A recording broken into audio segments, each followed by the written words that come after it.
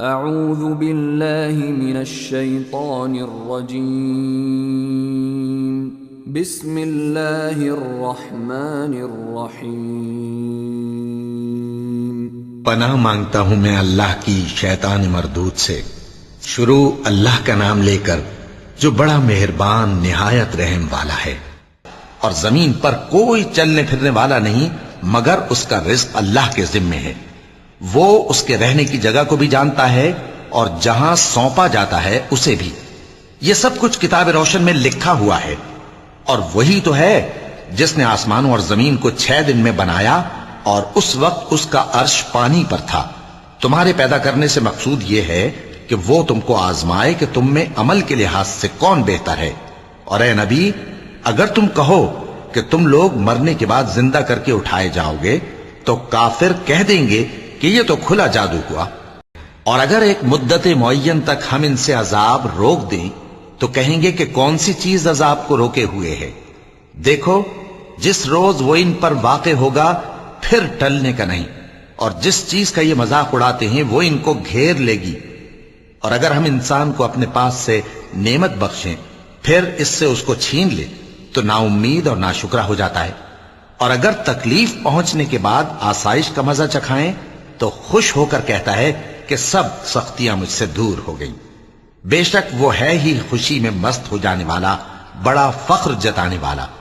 ہاں، جنہوں نے صبر کیا اور عمل نیک کیے، یہی ہیں جن کے لیے بخشش اور اجر عظیم ہے۔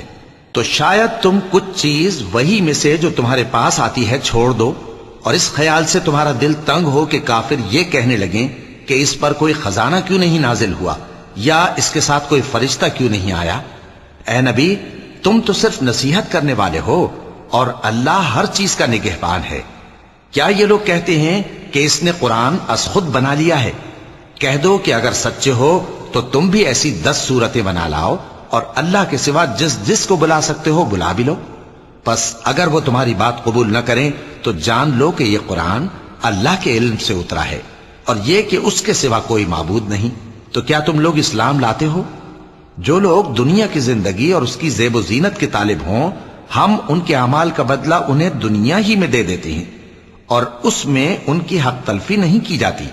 یہ وہ لوگ ہیں جن کے لیے آخرت میں آتش جہنم کے سوا اور کچھ نہیں، اور جو عمل انہوں نے دنیا میں کیے سب برباد، اور جو کچھ یہ کرتے رہے سب ضائع ہوا۔ بھلا جو لوگ اپنے پروردگار کی طرف سے دلیل روشن رکھتے ہوں اور ان کے ساتھ ایک آسمانی گواہ بھی اس کی جانب سے ہو، اور اس سے پہلے موسیٰ کی کتاب ہو جو پیشوا اور رحمت ہے، تو کیا وہ قرآن پر ایمان نہیں لائیں گے؟ یہی لوگ تو اس پر ایمان لاتے ہیں، اور جو کوئی اور فرقوں میں سے اس سے منکر ہو تو اس کا ٹھکانہ آگ ہے۔ تو تم اس قرآن سے شک میں نہ ہونا، یہ تمہارے پروردگار کی طرف سے حق ہے، لیکن اکثر لوگ ایمان نہیں لاتے۔ اور اس سے بڑھ کر ظالم کون ہوگا جو اللہ پر جھوٹ باندھے؟ ایسے لوگ اپنے رب کے سامنے پیش کیے جائیں گے اور گواہ کہیں گے کہ یہی لوگ ہیں جنہوں نے اپنے پروردگار پر جھوٹ بولا تھا۔ سن رکھو کہ ظالموں پر اللہ کی لعنت ہے، جو اللہ کے رستے سے روکتے اور اس میں کجی چاہتی ہیں، اور وہ آخرت کا بھی انکار کرتے ہیں۔ یہ لوگ زمین میں کہیں چھپ کر اللہ کو ہرا نہیں سکتے، اور نہ اللہ کے سوا کوئی ان کا حمایتی ہے۔ اے پیغمبر، ان کو دگنا عذاب دیا جائے گا، کیونکہ یہ شدت کفر سے تمہاری بات نہیں سن سکتے تھے اور نہ تم کو دیکھ سکتے تھے۔ یہی ہیں جنہوں نے اپنے آپ کو خسارے میں ڈالا، اور جو کچھ یہ افترا کیا کرتے تھے ان سے جاتا رہا۔ بلا شبہ یہ لوگ آخرت میں سب سے زیادہ نقصان پانے والے ہیں۔ جو لوگ ایمان لائے اور عمل نیک کیے اور اپنے پروردگار کے آگے عاجزی کی، یہی صاحب جنت ہیں، ہمیشہ اس میں رہیں گے۔ دونوں فریقوں یعنی کافر و مومن کی مثال ایسی ہے جیسے ایک اندھا بہرا ہو اور ایک دیکھتا سنتا۔ بھلا دونوں کا حال یکساں ہو سکتا ہے؟ پھر تم سوچتے کیوں نہیں؟ اور ہم نے نوح کو ان کی قوم کی طرف بھیجا تو انہوں نے ان سے کہا کہ میں تم کو کھول کھول کر ڈر سنانے اور یہ پیغام پہنچانے آیا ہوں کہ اللہ کے سوا کسی کی عبادت نہ کرو، مجھے تمہاری نسبت دردناک عذاب کا خوف ہے۔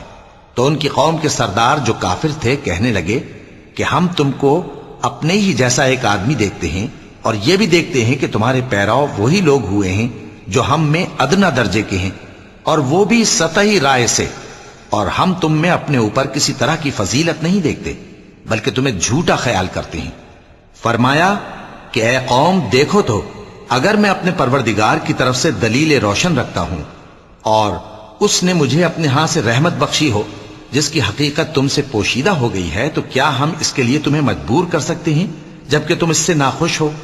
اور اے قوم، میں اس نصیحت کے بدلے تم سے مال و زر کا مطالبہ تو نہیں کرتا، میرا صلہ تو اللہ کے ذمے ہے، اور جو لوگ ایمان لائے ہیں میں ان کو نکالنے والا بھی نہیں ہوں، وہ تو اپنے پروردگار سے ملنے والے ہیں، لیکن میں دیکھتا ہوں کہ تم لوگ نادانی کر رہے ہو۔ اے میری قوم، اگر میں ان کو نکال دوں تو اللہ کی گرفت سے بچانے کے لیے کون میری مدد کر سکتا ہے؟ بھلا تم غور کیوں نہیں کرتے؟ اور میں نہ تم سے یہ کہتا ہوں کہ میرے پاس اللہ کے خزانے ہیں، اور نہ یہ کہ میں غیب جانتا ہوں، اور نہ یہ کہتا ہوں کہ میں فرشتہ ہوں، اور نہ ان لوگوں کی نسبت جن کو تم حقارت کی نظر سے دیکھتے ہو یہ کہتا ہوں کہ اللہ ان کو بھلائی یعنی اعمال کی جزا نہیں دے گا۔ جو ان کے دلوں میں ہے اسے اللہ خوب جانتا ہے، اگر میں ایسا کہوں تو بے انصافوں میں ہو جاؤں۔ انہوں نے کہا کہ نوح، تم نے ہم سے جھگڑا تو کیا اور جھگڑا بھی بہت کیا، اب اگر تم سچے ہو تو جس چیز سے ہمیں ڈراتے ہو وہ ہم پر لا نازل کرو۔ نوح نے کہا کہ اس عذاب کو تو اللہ ہی چاہے گا تو نازل کرے گا، اور تم اللہ کو کسی طرح ہرا نہیں سکتے، اور اگر میں یہ چاہوں کہ تمہاری خیر خواہی کروں اور اللہ یہ چاہے کہ تمہیں گمراہ رہنے دے تو میری خیر خواہی تم کو کچھ فائدہ نہیں دے سکتی، وہی تمہارا پروردگار ہے اور تمہیں اسی کی طرف لوٹ کر جانا ہے۔ کیا یہ لوگ کہتے ہیں کہ اس پیغمبر نے قرآن اپنے دل سے بنا لیا ہے؟ کہہ دو کہ اگر میں نے دل سے بنا لیا ہے تو میرے گناہ کا وبال مجھ پر، اور جو گناہ تم کرتے ہو اس سے میں بری الذمہ ہوں۔ اور نوح کی طرف وحی کی گئی کہ تمہاری قوم میں جو لوگ ایمان لا چکے ان کے سوا اور کوئی ایمان نہیں لائے گا، تو جو کام یہ کر رہے ہیں ان کی وجہ سے غم نہ کھاؤ، اور ایک کشتی ہمارے حکم سے ہمارے سامنے بناؤ، اور جو لوگ ظالم ہیں ان کے بارے میں مجھ سے کچھ نہ کہنا، کیونکہ وہ ضرور غرق کر دیے جائیں گے۔ اور نوح نے کشتی بنانا شروع کر دی، اور جب ان کی قوم کے سردار ان کے پاس سے گزرتے تو ان سے تمسخر کرتے۔ وہ کہتے کہ اگر تم ہم سے تمسخر کرتے ہو تو جس طرح تم ہم سے تمسخر کرتے ہو اسی طرح ایک وقت ہم بھی تم سے تمسخر کریں گے، اور تم کو جلد معلوم ہو جائے گا کہ کس پر عذاب آتا ہے جو اسے رسوا کرے گا، اور کس پر ہمیشہ کا عذاب نازل ہوتا ہے۔ یہاں تک کہ جب ہمارا حکم آ پہنچا اور تنور جوش مارنے لگا تو ہم نے نوح کو حکم دیا کہ ہر قسم کے پالتو جانوروں میں سے جوڑا جوڑا یعنی ایک ایک نر اور ایک ایک مادہ لے لو، اور جس شخص کی نسبت حکم ہو چکا ہے کہ ہلاک ہو جائے گا اس کو چھوڑ کر اپنے گھر والوں کو اور جو ایمان لایا ہو اس کو کشتی میں سوار کر لو، اور ان کے ساتھ ایمان بہت ہی کم لوگ لائے تھے۔ نوح نے کہا کہ اللہ کا نام لے کر کہ اسی کے کرم سے اس کا چلنا اور ٹھہرنا ہے، اس میں سوار ہو جاؤ، بے شک میرا پروردگار بخشنے والا ہے، مہربان ہے۔ اور وہ ان کو لے کر طوفان کی لہروں میں چلنے لگی۔ لہریں کیا تھیں؟ گویا پہاڑ تھے۔ اس وقت نوح نے اپنے بیٹے کو جو کشتی سے الگ تھا پکارا کہ بیٹا ہمارے ساتھ سوار ہو جا اور کافروں میں شامل نہ ہو۔ اس نے کہا کہ میں ابھی پہاڑ سے جا لگوں گا، وہ مجھے پانی سے بچا لے گا۔ فرمایا کہ آج اللہ کے عذاب سے کوئی بچانے والا نہیں اور نہ کوئی بچ سکتا ہے مگر وہی جس پر اللہ رحم کرے۔ اتنے میں دونوں کے درمیان لہر حائل ہو گئی اور وہ ڈوب کر رہ گیا، اور حکم دیا گیا کہ اے زمین اپنا پانی نگل جا، اور اے آسمان تھم جا، اور پانی خشک ہو گیا اور کام تمام کر دیا گیا، اور کشتی کوہ جودی پر جا ٹھہری، اور کہہ دیا گیا کہ بے انصاف لوگوں پر لعنت۔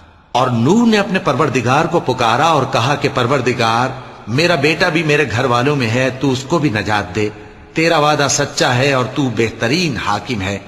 اللہ نے فرمایا کہ اے نوح، وہ تیرے گھر والوں میں نہیں ہے، وہ تو سراسر بد عمل ہے، تو جس چیز کی تم کو حقیقت معلوم نہیں اس کے بارے میں مجھ سے درخواست ہی نہ کرو، اور میں تم کو نصیحت کرتا ہوں کہ نادان نہ بنو۔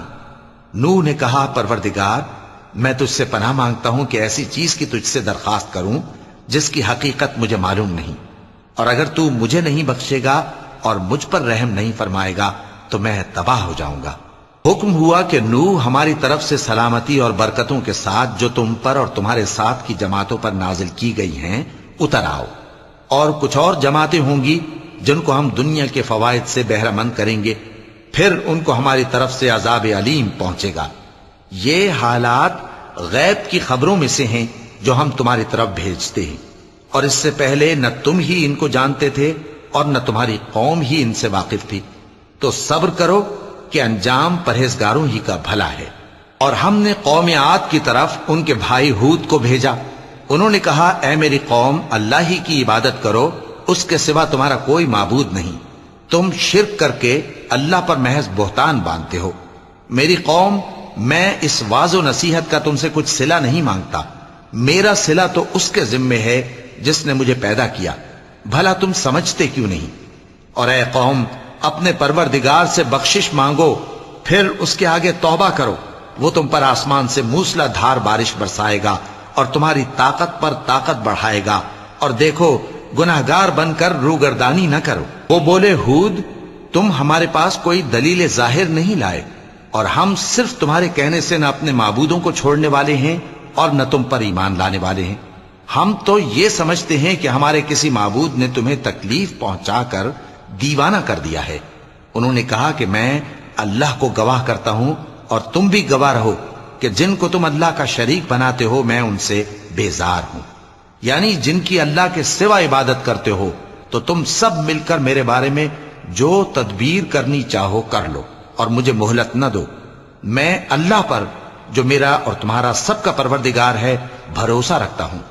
زمین پر جو چلنے پھرنے والا ہے وہ اللہ کے قبضہ قدرت میں ہے، بے شک میرا پروردگار سیدھے رستے پر ہے۔ اب اگر تم روگردانی کرو گے تو جو پیغام میرے ذریعے تمہاری طرف بھیجا گیا ہے وہ میں نے تمہیں پہنچا دیا ہے، اور میرا پروردگار تمہاری جگہ اور لوگوں کو لا بسائے گا، اور تم اللہ کا کچھ بھی نہیں بگاڑ سکو گے۔ میرا پروردگار تو ہر چیز پر نگہبان ہے۔ اور جب ہمارا حکم عذاب آ پہنچا تو ہم نے ہود کو اور جو لوگ ان کے ساتھ ایمان لائے تھے ان کو اپنی مہربانی سے بچا لیا اور انہیں عذاب شدید سے نجات دی۔ یہ وہی قوم عاد ہے جس نے اللہ کی نشانیوں سے انکار کیا اور اس کے پیغمبروں کی نافرمانی کی اور ہر سرکش و متکبر کا کہا مانا، اور اس دنیا میں بھی لعنت ان کے پیچھے لگی رہی اور قیامت کے دن بھی لگی رہے گی۔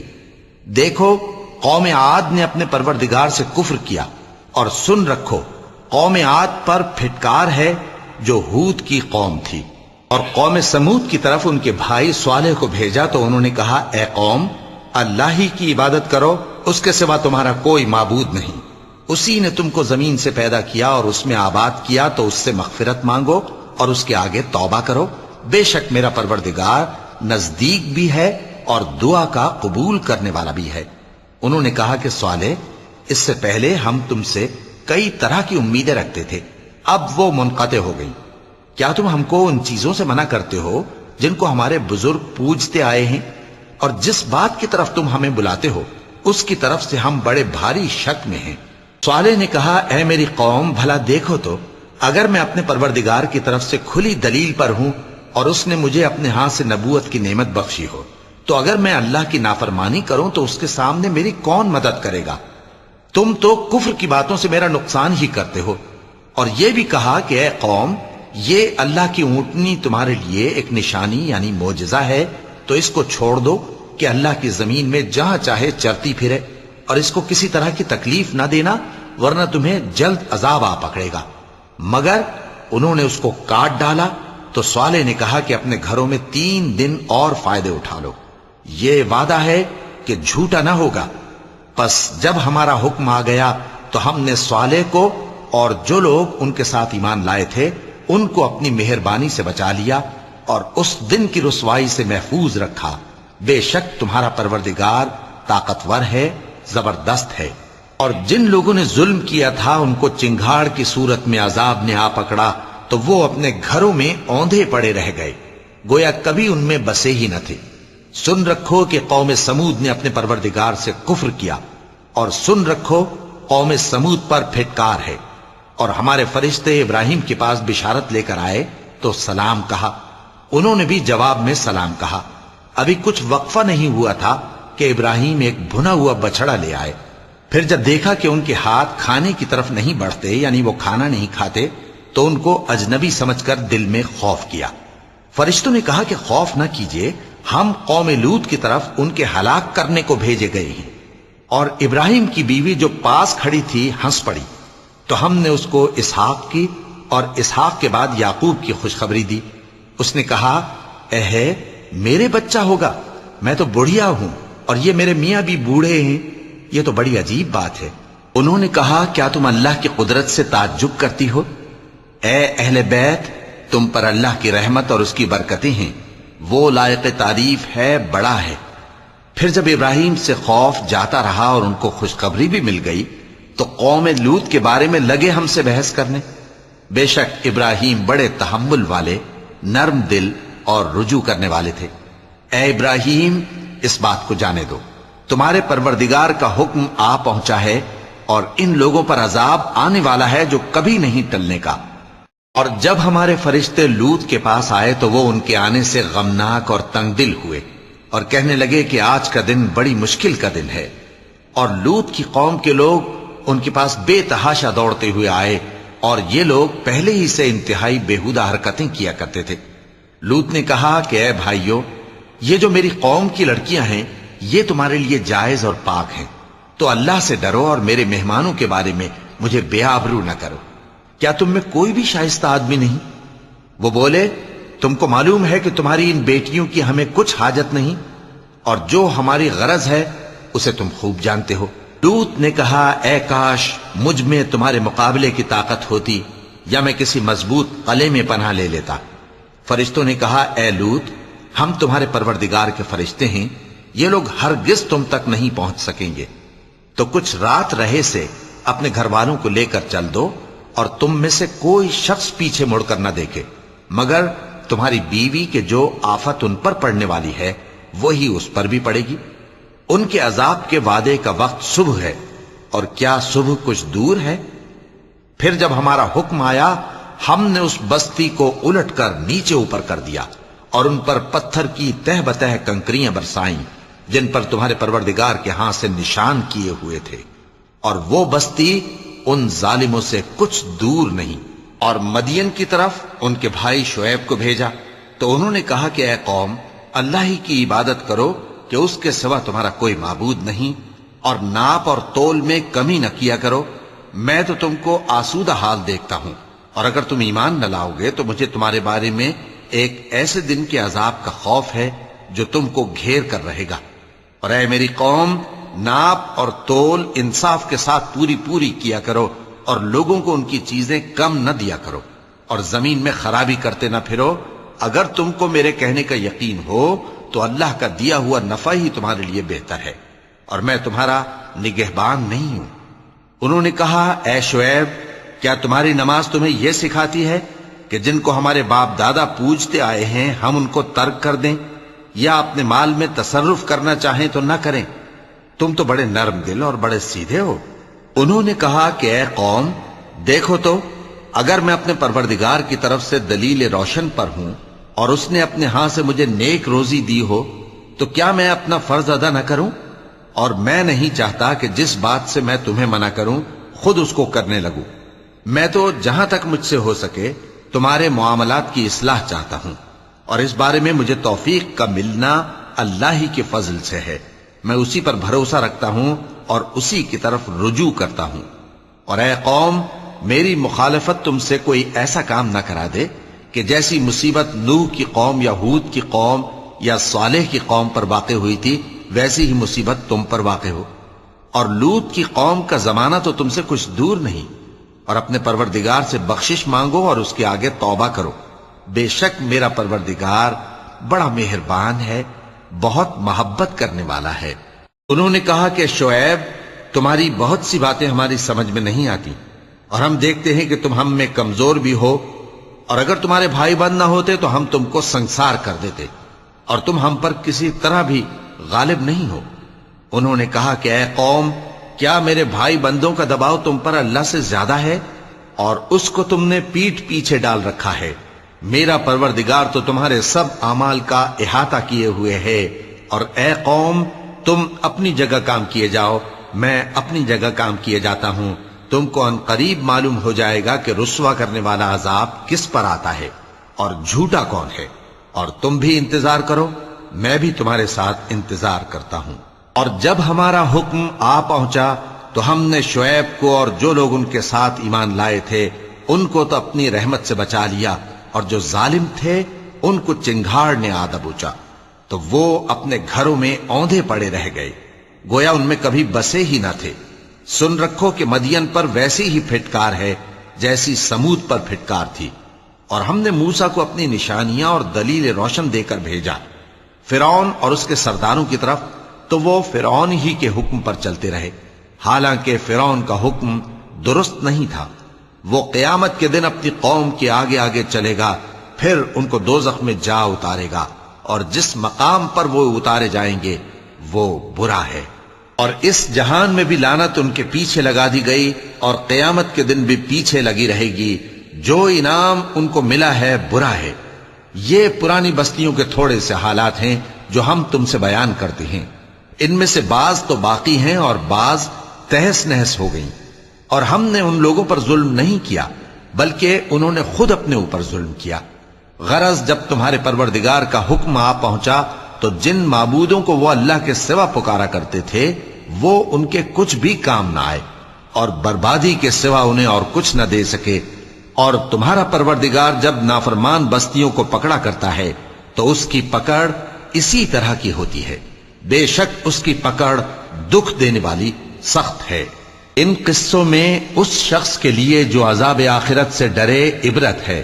یہ وہ دن ہوگا جس میں سب اکٹھے کیے جائیں گے، اور یہی وہ دن ہوگا جس میں سب اللہ کے روبرو حاضر کیے جائیں گے، اور ہم اس کے لانے میں ایک وقت معین تک تاخیر کر رہے ہیں۔ جس روز وہ آ جائے گا تو کوئی شخص اللہ کے حکم کے بغیر بول بھی نہیں سکے گا، پھر ان میں سے کچھ بدبخت ہوں گے اور کچھ نیک بخت۔ تو جو بدبخت ہوں گے وہ دوزخ میں ڈال دیے جائیں گے، اس میں ان کو چلانا اور دھاڑنا ہوگا۔ جب تک آسمان و زمین ہیں وہ اسی میں رہیں گے مگر جتنا تمہارا پروردگار چاہے، بے شک تمہارا پروردگار جو چاہتا ہے کر دیتا ہے۔ اور جو نیک بخت ہوں گے وہ بہشت میں داخل کیے جائیں گے، اور جب تک آسمان اور زمین ہیں ہمیشہ اسی میں رہیں گے مگر جتنا تمہارا پروردگار چاہے۔ یہ اللہ کی بخشش ہے جو کبھی منقطع نہیں ہوگی۔ تو یہ لوگ جو غیر اللہ کی پرستش کرتے ہیں اس سے تم شک میں نہ پڑنا، یہ اسی طرح پرستش کرتے ہیں جس طرح پہلے سے ان کے باپ دادا پرستش کرتے آئے ہیں، اور ہم ان کو ان کا حصہ پورا پورا بغیر کچھ کم کیے دینے والے ہیں۔ اور ہم نے موسیٰ کو کتاب دی تو اس میں اختلاف کیا گیا، اور اگر تمہارے پروردگار کی طرف سے ایک بات پہلے نہ ہو چکی ہوتی تو ان میں فیصلہ کر دیا جاتا، اور وہ تو اس کی طرف سے بڑے بھاری شک میں پڑے ہوئے ہیں۔ اور تمہارا پروردگار ان سب کو قیامت کے دن ان کے اعمال کا پورا پورا بدلہ دے گا، بے شک جو عمل یہ کرتے ہیں وہ اس سے واقف ہے۔ تو اے پیغمبر، جیسا تم کو حکم ہوتا ہے اس پر تم اور جو لوگ تمہارے ساتھ تائب ہوئے ہیں قائم رہو، اور حد سے تجاوز نہ کرنا، وہ تمہارے سب اعمال کو دیکھ رہا ہے۔ اور مسلمانوں، جو لوگ ظالم ہیں ان کی طرف مائل نہ ہونا، نہیں تو تمہیں بھی دوزخ کی آگ آ لپٹے گی، اور اللہ کے سوا تمہارے کوئی دوست نہیں ہوں گے، پھر تمہیں کوئی مدد بھی نہ ملے گی۔ اور دن کے دونوں سروں یعنی صبح اور شام کے اوقات میں اور رات کی چند ساعتوں میں نماز پڑھا کرو، کچھ شک نہیں کہ نیکیاں گناہوں کو دور کر دیتی ہیں۔ یہ ان کے لیے نصیحت ہے جو نصیحت قبول کرنے والے ہیں۔ اور صبر کیے رہو کہ اللہ نیکوکاروں کا اجر ضائع نہیں کرتا۔ تو جو امتیں تم سے پہلے گزر چکی ہیں ان میں ایسے ہوش مند کیوں نہ ہوئے جو ملک میں خرابی کرنے سے روکتے؟ ہاں، ایسے تھوڑے سے تھے جن کو ہم نے ان میں سے نجات بخشی، اور جو ظالم تھے وہ انہی باتوں کے پیچھے لگے رہے جن میں عیش و آرام تھا، اور وہ گناہوں میں ڈوبے ہوئے تھے۔ اور تمہارا پروردگار ایسا نہیں ہے کہ بستیوں کو جبکہ وہاں کے باشندے نیکوکار ہوں از راہ ظلم تباہ کر دے۔ اور اگر تمہارا پروردگار چاہتا تو تمام لوگوں کو ایک ہی جماعت کر دیتا، اور وہ برابر اختلاف کرتے رہیں گے، مگر جن پر تمہارا پروردگار رحم فرمائے۔ اور اسی لیے اس نے ان کو پیدا کیا ہے اور تمہارے پروردگار کا قول پورا ہو گیا کہ میں دوزخ کو جنوں اور انسانوں سب سے بھر دوں گا۔ اور اے نبی اور پیغمبروں کے وہ سب حالات جو ہم تم سے بیان کرتے ہیں ان سے ہم تمہارے دل کو جمائے رکھتے ہیں، اور ان حالات میں تمہارے پاس حق پہنچ گیا، اور یہ مومنوں کے لیے نصیحت اور عبرت ہے۔ اور جو لوگ ایمان نہیں لائے ان سے کہہ دو کہ تم اپنی جگہ عمل کیے جاؤ، ہم اپنی جگہ عمل کیے جاتے ہیں، اور نتیجہ اعمال کا تم بھی انتظار کرو، ہم بھی انتظار کرتے ہیں۔ اور آسمانوں اور زمین کی چھپی چیزوں کا علم اللہ ہی کو ہے، اور تمام معاملات اسی کی طرف رجوع کیے جائیں گے، تو اسی کی عبادت کرو اور اسی پر بھروسہ رکھو۔ اور جو کچھ تم لوگ کر رہے ہو تمہارا پروردگار اس سے بے خبر نہیں۔ شروع اللہ کا نام لے کر جو بڑا مہربان نہایت رحم والا ہے۔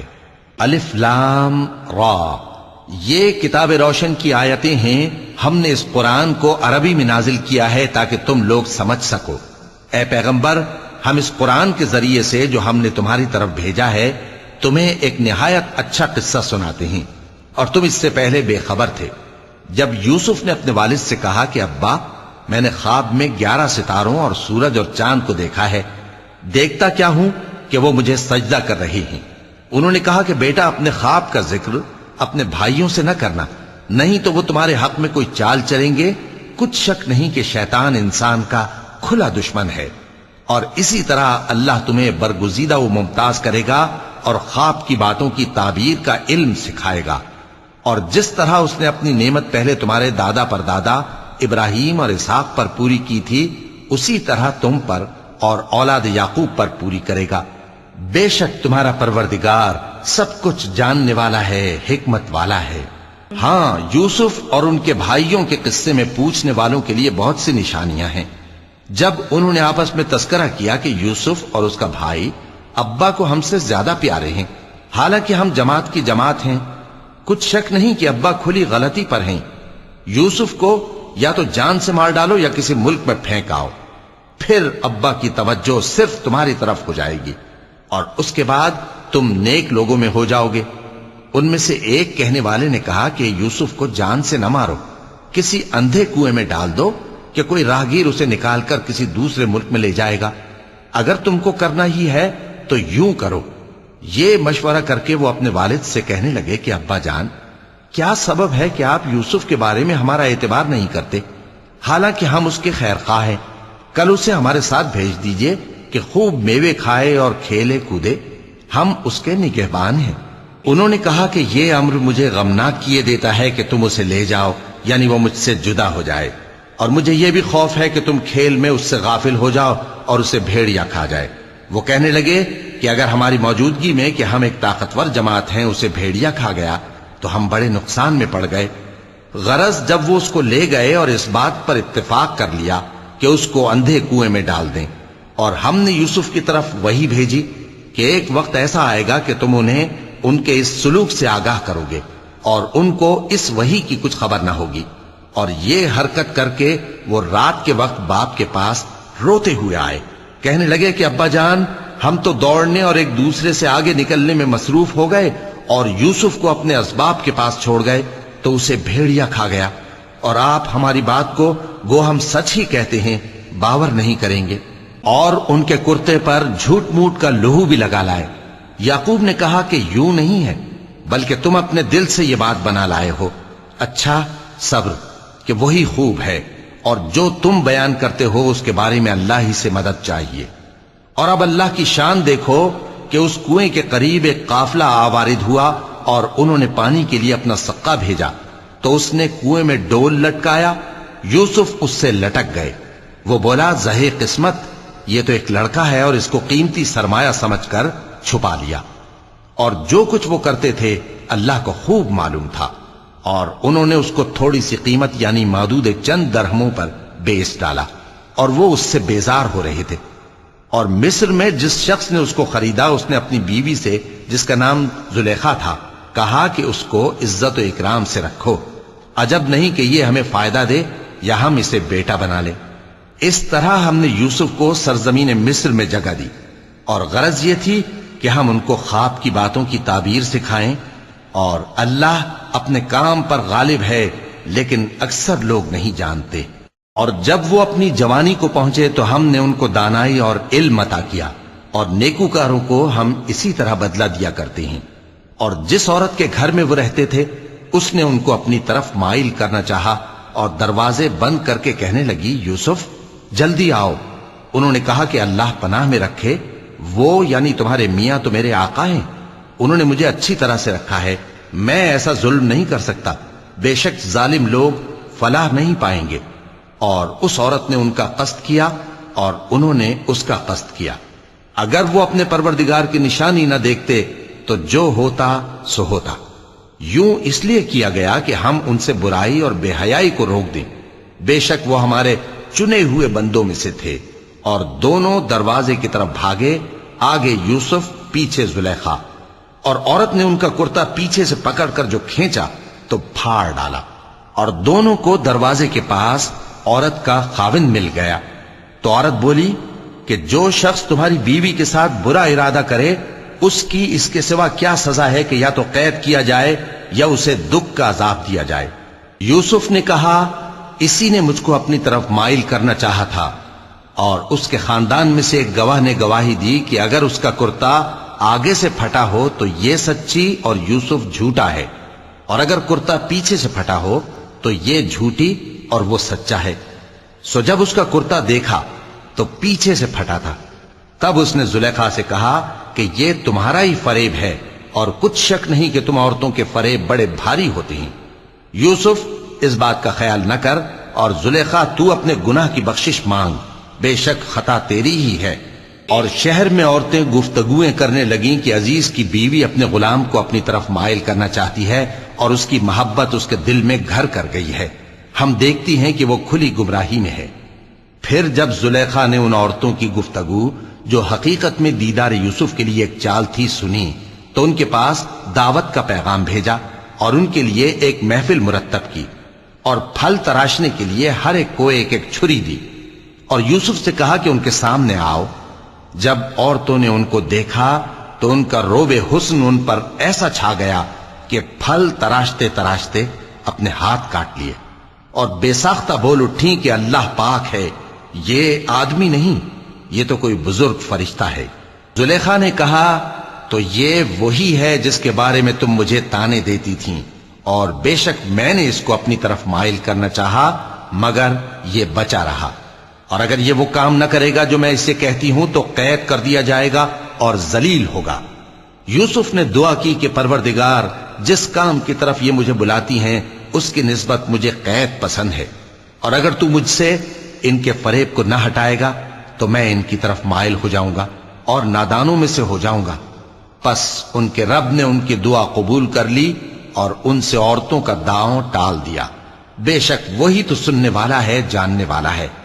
پھر باوجود اس کے کہ وہ لوگ ان کی بے گناہی کے نشان دیکھ چکے تھے، ان کی رائے یہی ٹھہری کہ کچھ عرصے کے لیے ان کو قید ہی کر دیں، اور ان کے ساتھ دو اور جوان بھی داخل زندہ ہوئے۔ ایک نے ان میں سے کہا کہ میں نے خواب دیکھا ہے، دیکھتا کیا ہوں کہ شراب کے لیے انگور نچوڑ رہا ہوں۔ دوسرے نے کہا کہ میں نے بھی خواب دیکھا ہے، میں یہ دیکھتا ہوں کہ اپنے سر پر روٹیاں اٹھائے ہوئے ہوں اور پرندے ان میں سے کھا رہے ہیں، تو ہمیں ان کی تعبیر بتا دیجئے کہ ہم تمہیں نیکوکار دیکھتے ہیں۔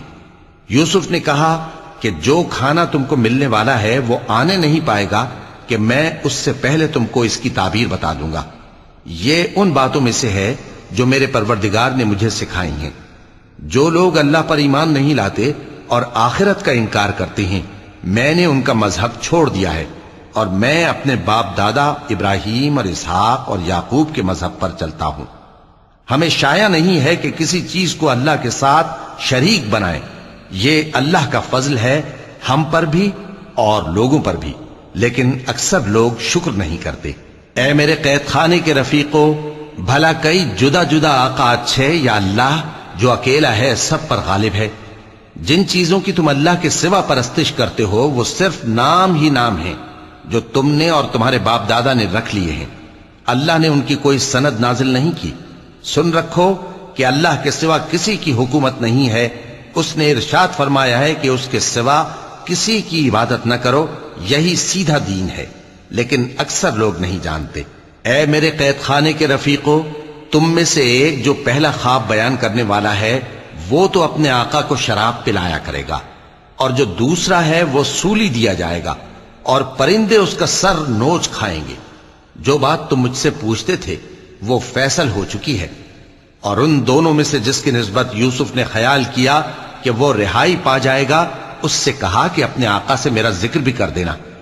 پھر شیطان نے اسے ان کا اپنے آقا سے ذکر کرنا بھلا دیا، اور یوسف کئی برس قید خانے ہی میں رہے۔ اور بادشاہ نے کہا کہ میں نے خواب دیکھا ہے، دیکھتا کیا ہوں کہ 7 موٹی گائیں ہیں جن کو 7 دبلی گائیں کھا رہی ہیں، اور 7 خوشے سبز ہیں اور 7 خشک۔ اے درباریو، اگر تم خوابوں کی تعبیر دے سکتے ہو تو مجھے میرے خواب کی تعبیر بتاؤ۔ انہوں نے کہا، یہ خواب تو پریشان خیالی سے ہیں اور ہمیں ایسے خوابوں کی تعبیر نہیں آتی۔ اور وہ شخص جو دونوں قیدیوں میں سے رہائی پا گیا تھا اور جسے مدت کے بعد وہ بات یاد آ گئی، بول اٹھا کہ میں آپ کو اس کی تعبیر لا بتاتا ہوں، مجھے قید خانے جانے کی اجازت دیجئے۔ غرض وہ یوسف کے پاس آیا اور کہنے لگا، یوسف، اے بڑے سچے یوسف، ہمیں اس خواب کی تعبیر بتائیے کہ 7 موٹی گایوں کو 7 دبلی گائیں کھا رہی ہیں، اور 7 خوشے سبز ہیں اور 7 سوکھے، تاکہ میں لوگوں کے پاس واپس جا کر تعبیر بتاؤں۔ عجب نہیں کہ وہ تمہاری قدر جانے۔ انہوں نے کہا کہ تم لوگ 7 سال متواتر کھیتی کرتے رہو گے، تو جو غلہ کاٹو تو تھوڑے سے غلے کے سوا جو کھانے میں آئے باقی کو خوشوں میں ہی رہنے دینا۔ پھر اس کے بعد خشک سالی کے 7 سخت سال آئیں گے کہ جو غلہ تم نے جمع کر رکھا ہوگا وہ سب کو کھا جائیں گے، صرف وہی تھوڑا سا رہ جائے گا جو تم احتیاط سے رکھ چھوڑو گے۔ پھر اس کے بعد ایک ایسا سال آئے گا کہ خوب مے برسے گا اور لوگ اس میں رس نچوڑیں گے۔ اور یہ تعبیر سن کر بادشاہ نے حکم دیا کہ یوسف کو میرے پاس لے آؤ۔ سو جب قاصد ان کے پاس گیا تو انہوں نے کہا کہ اپنے آقا کے پاس واپس جاؤ اور اس سے پوچھو کہ ان عورتوں کا کیا حال ہے جنہوں نے اپنے ہاتھ کاٹ لیے تھے، بے شک میرا پروردگار ان کے فریب سے خوب واقف ہے۔ بادشاہ نے عورتوں سے پوچھا کہ تمہارا کیا قصہ تھا جب تم نے یوسف کو اپنی طرف مائل کرنا چاہا؟ سب بول اٹھیں کہ اللہ پاک ہے، ہم نے اس میں کوئی برائی معلوم نہیں کی۔ عزیز کی بیوی نے کہا، اب سچی بات تو ظاہر ہو ہی گئی ہے، اصل یہ ہے کہ میں نے اس کو اپنی طرف مائل کرنا چاہا تھا اور وہ بے شک سچا ہے۔ یوسف نے کہا کہ میں نے یہ بات اس لیے پوچھی ہے کہ عزیز کو یقین ہو جائے کہ میں نے اس کی پیٹھ پیچھے اس کی امانت میں خیانت نہیں کی، اور اللہ خیانت کرنے والوں کی چال کو چلنے نہیں دیتا۔